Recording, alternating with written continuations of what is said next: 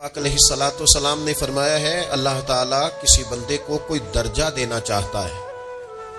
اس کے اعمال اس طرح کے نہیں ہوتے کہ اسے درجہ دیا جائے، اللہ اسے کسی مشکل میں ڈال کے اس کے درجے کو بلند فرما دیتا ہے۔ بلندی درجات کے لیے، قرب الہی کے لیے، اللہ تبارک و تعالیٰ کی بارگاہ کی معرفت کے لیے بھی مصائب آتے ہیں۔ آپ دیکھیے نا، نبی پاک صلی اللہ تعالیٰ علیہ وسلم نے فرمایا سب سے زیادہ تکلیفیں انبیاء پہ آتی ہیں، اور فرمایا میں اللہ کا محبوب ہوں، انبیاء کا سردار ہوں، میرے اوپر سب سے زیادہ تکلیفیں آئی ہیں، آزمائشیں آ جاتی ہیں، اور رب فرماتا ہے وَلَنَبْلُوَنَّكُمْ بِشَيْءٍ مِّنَ الْخَوْفِ وَالْجُوعِ، ہم ضرور تمہیں آزمائیں گے کچھ خوف کے ساتھ، کچھ بھوک کے ساتھ، وَنَقْسٍ مِّنَ الْأَمْوَالِ وَالْأَنفُسِ وَالثَّمَرَاتِ، ضرور تمہیں آزمائیں گے پھلوں کی اور جانوں کی کمی کے ساتھ۔ اگر تم اس میں ثابت قدم رہے، شکوے نہ کیے، اپنے رب کی رضا پہ تم راضی رہے، تو وَبَشِّرِ الصَّابِرِينَ، اے محبوب پھر جو میری رضا پہ صبر کریں انہیں میری جنت کی خوشخبری بھی عطا فرما دے۔ ہم تمہیں ضرور آزمائیں گے، خوف بھی، بھوک بھی، مالوں اور جانوں کی کمی بھی۔ مومن کی یہ شان ہوتی ہے کہ وہ کسی بھی موقع پر اپنے رب سے شکوہ نہیں کرتا، کسی بھی حال میں اپنے رب کی شکایت نہیں کرتا۔ نبی کریم علیہ الصلوۃ والسلام نے فرمایا اگر اللہ تعالیٰ کسی بندے کو بیمار کرے اور پھر اس بیماری پر وہ صبر کرے اور آنے والوں سے رب کا شکوہ نہ کرے، تو فرمایا اللہ تعالیٰ نے جو گوشت اسے دیا ہوتا ہے اس سے بہتر گوشت اللہ اسے عطا کر دیتا ہے۔ اگر اللہ تعالیٰ کی حکمت غالب ہو اور تقاضا اس بیماری میں اس بندے کے انتقال کے کر جانے کا ہو، تو فرمایا پھر اللہ تعالیٰ اسے شہادت کا درجہ عطا فرما دیتا ہے۔ آزمائشیں آ جاتی ہیں، انسان پر مصائب آ جاتے ہیں، دکھ آ جاتے ہیں، تکلیفوں کا سامنا بندے کو کرنا پڑ جاتا ہے۔ اب یہ کہ اس میں اپنے دل کو، اپنی روح کو قرار دیا جائے، اپنے آپ کو اللہ کی رضا پہ کھڑا کیا جائے، اور ان حوادث کا مقابلہ کیا جائے، ان چیزوں کو دیکھا جائے، اور یہ غور کیا جائے کہ میرا رب اگر اسی بات میں راضی ہے تو یقیناً اس میں اللہ کی کوئی خاص حکمت ہوگی۔ قحط حضرت عمر کے زمانے میں بھی آ گیا تھا، بڑی مشکلات کا سامنا کرنا پڑا۔ تو ان مصائب میں انسان کو تھوڑا سا پہلے تو ہمت کرنی ہے، پھر اس میں کرنے کا جو کام ہے وہ یہ ہے کہ سب سے پہلا کام تو یہ ہے کہ اپنے رب کی بارگاہ میں کھل کے دعا مانگی جائے، اللہ تبارک و تعالیٰ کے حضور التجائیں کی جائیں، دعائیں کی جائیں، رب کریم کو منایا جائے۔ حضرت عمر فاروق رضی اللہ تعالیٰ عنہ کے زمانے میں جب قحط آیا تھا تو حضرت عمر نبی پاک علیہ السلام کے چچا کو حضرت عباس رضی اللہ تعالیٰ عنہ کو لے کے میدان میں نکلے تھے، اور کیا خوبصورت لفظ انہوں نے ترتیب دیے تھے، عرض کرتے تھے مالک پہلے ہم تیری بارگاہ میں محبوب پاک کو لے کے آیا کرتے تھے، آج محبوب نے ظاہری وصال کیا ہے تو تیرے محبوب کے چچا کو لے کے آئے ہیں، تو اے اللہ تو مہربانی فرما، اپنے محبوب کے چچا کا صدقہ ہمیں بارش عطا فرما۔ تو بس حضرت عمر نے وہ دعا مانگی، حضرت عباس کو وسیلہ بنایا، تو اللہ نے بارش عطا فرما دی۔ اچھا، پھر یہ دونوں چیزیں ہمیں حدیث صحیح میں ملتی ہیں۔ ایک نوجوان نے، ایک شخص نے آ کے حضور کی بارگاہ میں عرض کی یا رسول اللہ بارش نہیں ہوتی، دعا کر دیں، تو نبی پاک نے ہاتھ اٹھائے دعا کے لیے، اتنے ہاتھ بلند کیے کہ بغلوں کی سفیدی نظر آنے لگی۔ وہ کہتے ہیں ابھی محبوب کے دستے مبارک پوری طرح چہرے پر پھرے نہیں تھے کہ اللہ نے بارش عطا کر دی۔ پھر پورا ہفتہ بارش ہوتی رہی، تو لوگوں کو اب بارش کی کثرت کی وجہ سے بعض مسائل بننے لگے، تو وہ پھر حاضر ہوئے، عرض کی یا رسول اللہ دعا فرما دیں، اب تو کچھ مشکلات بڑھنے لگی ہے۔ تو حضور نے پھر ہاتھ اٹھائے کہ اے اللہ اپنا فضل نصیب فرما، مہربانی فرما، کبھی بارش کی ضرورت ہوتی ہے اور کبھی بارشوں کا کثرت سے ہونا وہ تکلیف کا باعث ہو جاتا ہے بعض جگہوں پر۔ تو کہتے ہیں پھر حضور نے دعا فرمائی، ابھی چہرے پہ ہاتھ نہیں پھیرے تھے کہ مدینہ منورہ میں بارش ختم ہو گئی۔ تو سب سے پہلا اور ضروری کام ہمارا آج مزاج بن گیا ہے کہ ہم تبصرے کرتے ہیں، سیاست کرتے ہیں، اس پر بیٹھ کر اب ایک اور دور آ گیا ہے، ویڈیو بناتے ہیں، موبائل چلاتے ہیں، جو کہ بہت بڑا امتحان ہے ہمارے لیے کہ صرف 20 منٹ موبائل کو ہاتھ نہ لگائیں، بہت بڑا امتحان ہے۔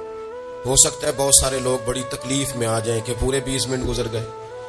اس پہ ویڈیو بنائیں گے، اس پہ کمنٹس کریں گے، اس پہ یہ کام ہم کرتے ہیں۔ حالانکہ اگر کوئی ایسی مشکل آ جائے تو شریعت نے ہمیں یہ سبق دیا کہ پہلے دعا، پہلے اللہ کی بارگاہ میں حاضری۔ اکبر الہ آبادی نے کہا تھا کہ مصیبت میں بھی اب یاد خدا ہم کو نہیں آتی، دعا منہ سے نہ نکلی، جیبوں سے عرضیاں ہی نکلی۔ ہم محکموں میں درخواستیں دیتے ہیں لیکن دعا کی طرف بڑھتے بڑا خوبصورت کام ہے۔ سب سے پہلے تو یہ کریں کہ وہ جو ہمارے بھائی تکلیف میں ہیں، مجبوری میں ہیں، ان کے لیے اپنے رب کی بارگاہ میں عرض کریں کہ مالک،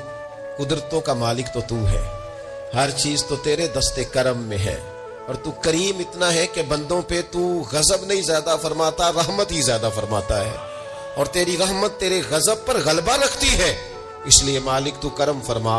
اور یہ جو لوگ ہیں تو انہیں اپنے فضل سے ہی آسانی عطا فرما تاکہ اس مشکل سے نکل آئیں۔ جن دنوں قحط آیا تھا نا مکہ مکرمہ مدینہ طیبہ میں حضرت عمر کے زمانے میں، تو حضرت عمر فاروق فرماتے ہیں میں نے بغیر گھی کے کبھی کھانا نہیں کھایا تھا، لیکن میں نے قسم اٹھا لی تھی کہ جب تک سب لوگوں کو راشن کھانا میسر نہیں آتا میں بھی گھی نہیں کھاؤں گا۔ یہ جو اضافی اخراجات ہیں، ایڈوانس گاڑیاں بک کرانا، نئے ماڈل کے موبائل خریدنا، یہ جو ہمارے صرف ناز نخرے ہیں، صرف ان کو تھوڑا سا کلوز کر لو۔ عجیب بات ہے نا، عجیب ظلم ہے نا کہ ایک بچہ رات کو اس لیے کھانا نہیں کھا رہا کہ اس کی مرضی کا پکا ہوا نہیں، اور ایک طرف میرے ہی وطن میں اس ویڈیو نے بھی میری چیخیں نکلوا دی جس میں ایک بیٹی،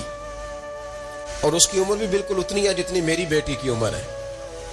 اس سے وہ صحافی پوچھتا ہے، پاؤں اس کے ننگے ہیں اور پاؤں پہ کیڑے چڑھ رہے ہیں، تو اس سے پوچھتا ہے پتر کیا چاہیے؟ وہ کہتی ہے صرف روٹی کھانی ہے، کوئی مطالبہ نہیں، کوئی مطالبہ نہیں، روٹی دا دکھ نہ پوچھو، یہ روٹی بندہ کھا جاندی جی، روٹی بندہ کھا جاتی۔ اللہ کریم نے فرمایا وَتَعَاوَنُوا عَلَى الْبِرِّ وَالتَّقْوَى، جب تقوی اور پرہیزگاری کا معاملہ ہو تو ایک دوسرے کے ساتھ تعاون کرو، ایک دوسرے کے ساتھ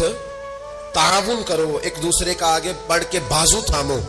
خیر کے کاموں میں ایک دوسرے کی مدد کرو، آگے نکلو۔ ہو جاتا ہے کبھی کبھی ایسا کہ ایک بھائی کے پاس بہت زیادہ مال ہوتا ہے، دوسرے کے پاس کم ہوتا ہے، اور نبی پاک صلی اللہ تعالی علیہ وسلم نے ارشاد فرمایا کہ یاد رکھنا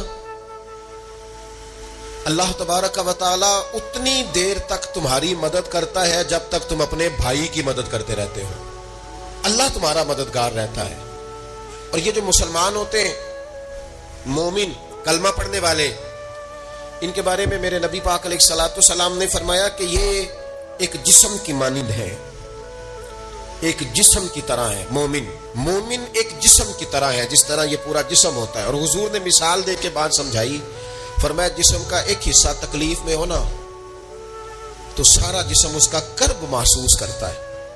یعنی درد صرف دانت میں ہے لیکن روٹی کھانے کو دل نہیں کرتا، کسی سے بات کرنے کو دل نہیں کرتا، اٹھ کے باہر جانے کو طبیعت نہیں چاہتی، پورا وجود اس کا کرب، اس کی تکلیف محسوس کرتا ہے۔ فرمایا جس طرح ایک جسم کے ایک حصے کو تکلیف ہو، آپ مجھے بتائیے نا، آپ کے دانت میں تکلیف ہے تو کیا کبھی آپ کے دماغ نے کہا ہے کہ ڈاکٹر کے پاس نہیں جانا؟ پیروں نے کہا ہے میں نے نہیں چل کے جانا، یہ تو مسئلہ صرف اور صرف دانت کا ہے، دانت جانے، اس کا کام جانے؟ ایسا ہوتا نہیں۔ دانت میں تکلیف ہوتی ہے تو ذہن منصوبہ بندی کرتا ہے، وہ کہتا ہے یار یہ پتہ کرو دانت کا ڈاکٹر کہاں بیٹھتا ہے، پھر آپ کی زبان ہلتی ہے، معلومات کرتی ہے، پھر آپ کے پیر چل کے وہاں جاتے، اور پھر آپ اپنے دل سے ما فی ضمیر وہاں بیان کرتے، پھر آپ اپنا کمایا ہوا سرمایہ خرچ کرتے ہیں۔ بھئی ایک دانت کو تکلیف ہے تو رہنے دو، سارے جسم کو کام میں کیوں لگایا ہے؟ تو معنی یہ ہے کہ جب جسم کا ایک حصہ تکلیف میں ہو، باقی سارے سپورٹ کرتے ہیں تاکہ وہ ٹھیک ہو جائے۔ تو حضور نے فرمایا میرے سارے مومن ایک جسم کی طرح، سارے مکے سے ہجرت کر کے مدینے آئے، گھر بار پیچھے رہ گئے، جائیدادیں پیچھے رہ گئی، کاروبار پیچھے رہ گئے، حضور نے فرمایا تم بھائی ہو۔ لیکن وہ صحابہ تھے نا، انہوں نے بھائی بھائی اپنے آپ کو صرف تقریروں میں نہیں سمجھا تھا، انہوں نے اپنے آپ کو بھائی بھائی صرف محفلوں کے نعروں میں نہیں سمجھا تھا،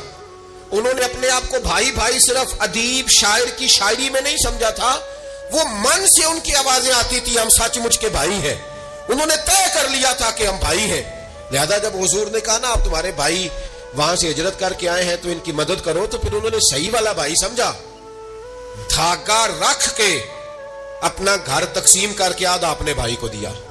کاروبار بانٹ کے اپنے بھائی کو دیا، جس کے پاس 4 اونٹ تھے اس نے 2 اپنے بھائی کو دے دیے، چلتے کاروباروں میں بھائیوں کو شریک بنا لیا۔ انہوں نے انہیں اس طرح کر کے رکھا کہ پھر وہ جو مہاجر تھے وہ مہاجر رہے ہی نہیں، انہیں یوں لگا کہ ہم تو ایک گھر سے اپنے دوسرے گھر میں شفٹ ہوئے، انہیں کسی جگہ بھی کوئی تکلیف نہیں آئی۔ لیکن امیر آدمی غریب کو بھائی سمجھنے کو تیار ہوتا نہیں، تگڑا بندہ چھوٹے کے قریب جانے کے لیے راضی ہوتا نہیں۔ جب تک وہ خاص ذہن نہ بنے جو ذہن ہمیں رسول پاک صلی اللہ علیہ وسلم نے عطا کیا، اتنی دیر تک انسان اس مقام تک پہنچ نہیں سکتا جہاں وہ اپنے بھائی کے لیے خیر کا معاملہ کرے۔ تو ایک تو یہ کہ ہمیں آگے بڑھنا چاہیے، ان لوگوں کو اپنا بھائی جاننا چاہیے۔ چوتھی بات، اسلام کے اندر نا ہر ذی روح کے ساتھ نیکی کرنے کا اجر ہے، ہر تر جگر والے کے ساتھ نیکی کرنے کا ثواب ہے۔ اسلام کے اندر جو تر جگر رکھتا ہے، جس کے وجود میں روح ہے، اس سے نیکی کریں اجر ملے گا۔ صحیح حدیث میں موجود ہے نا، اور میرا خیال ہے آپ سب کو وہ حدیث آتی ہے کہ نبی پاک علیہ السلام نے فرمایا کہ ساری زندگی گناہ کرنے والی عورت نے کتے کو پانی پلایا تھا تو رب نے بخشش فرما دی۔ کتا حلال جانور بھی نہیں، کتے کو پانی پلایا، ساری زندگی کے گناہ تھے، اللہ نے معاف کر دیا۔ کوئی بھی تر جگر والا ہو، آپ مجھے بتائیے ایک کتے کو پانی پلانے سے رب معاف کرتا ہے، تو اگر کوئی کسی انسان کی خدمت کرے، اور نیرا انسان نہیں مسلمان، اور نیرا مسلمان نہیں مدینے والے کا غلام، رسول اللہ کا کلمہ پڑھنے والا، اس کے ساتھ نیکی کرنے سے اللہ کتنا اجر عطا فرمائے گا۔ تو عزیز بھائی، مخلوق خدا سے جب لوگ پیار کرتے ہیں، جب لوگ محبت کرتے ہیں، اور جب ہمارے دل نرم، ہمیں نا مادہ پرست بنایا گیا ہے کچھ عرصے سے، ہمارا ذہن بنا دیا، اور یہ ڈھیر سارے لوگ ہیں جو تقسیم کرتے ہیں ذہنوں کو، ڈھیر سارے لوگ، اس میں بعض مذہبی لوگ بھی شامل ہیں اللہ ماشاءاللہ، جو ذہن تقسیم کرتے ہیں، چھوٹی چھوٹی اپنے لالچ کے لیے لوگوں کو ایک دوسرے سے دور کرتے ہیں۔ یہ تقسیم کار ہمارا عام حصہ ہے، عام جز ہے۔ یاد رکھنا، جب قومیں مادہ پرست ہو جاتی ہیں نا، جب وہ ہر چیز کو پیسے میں تولتی ہیں اور پہلے اپنا نفع دیکھتی ہیں،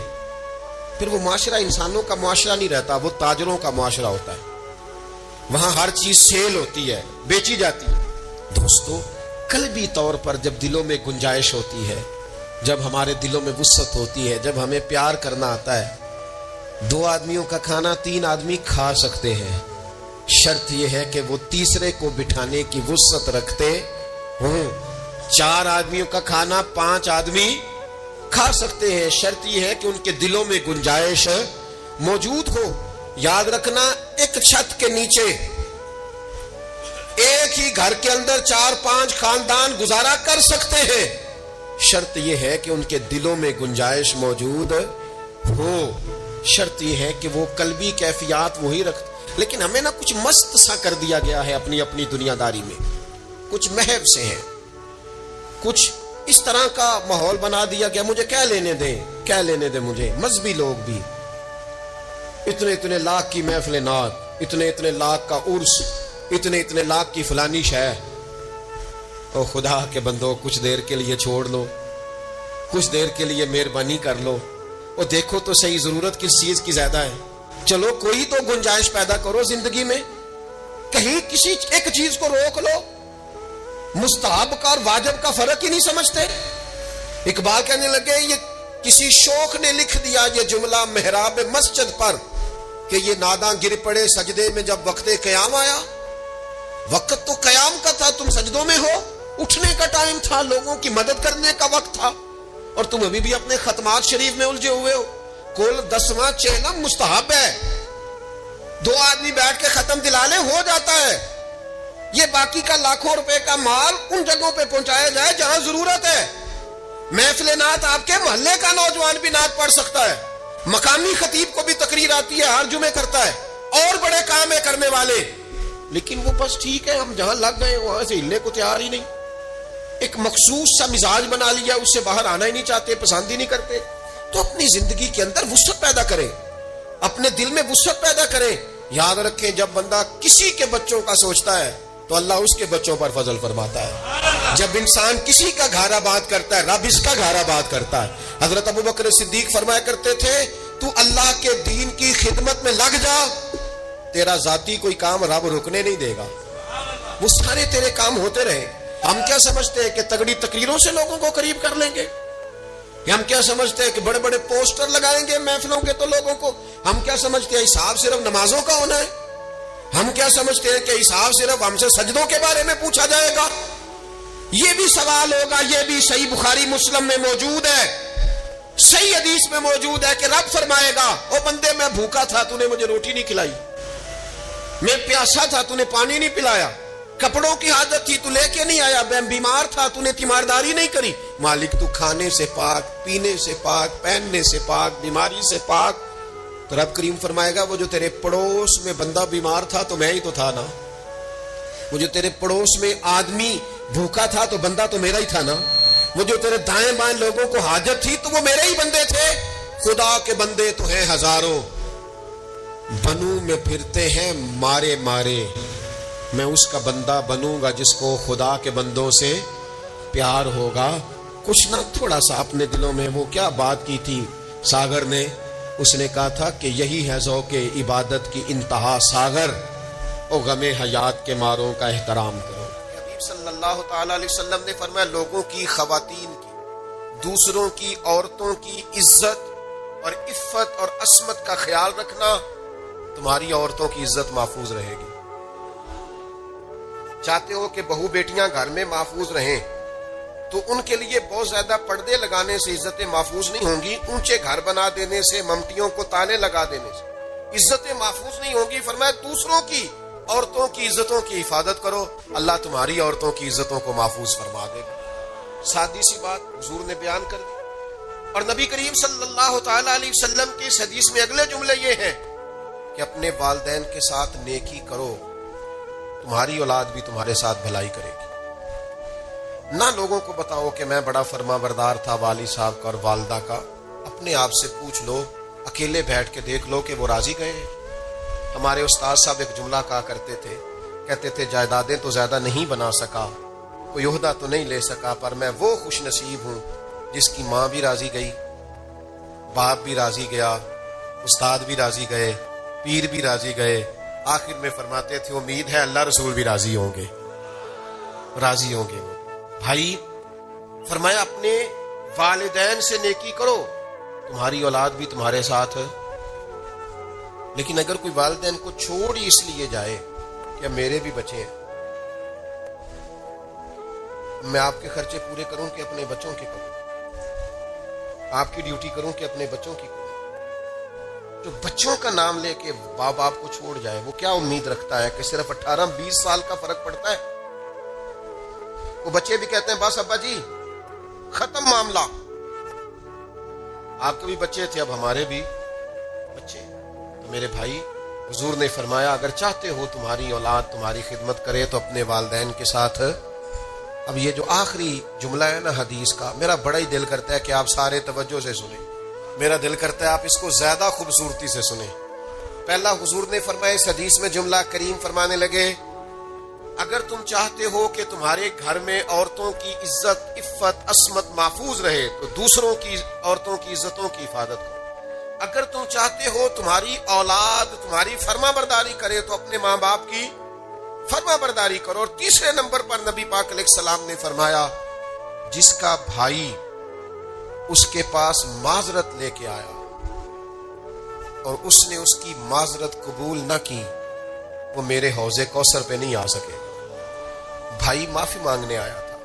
معافی مانگنے آیا، وہ عذر لے کے آیا تھا،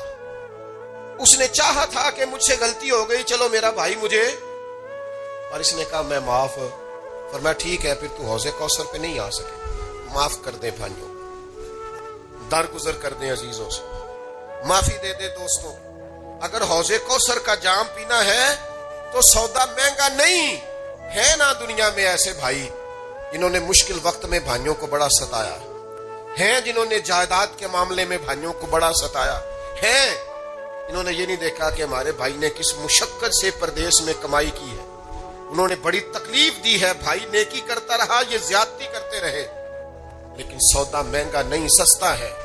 میرے حبیب نے فرمایا چل تو اسے معاف کر دے، میں تجھے حوض کوثر کا جام دے۔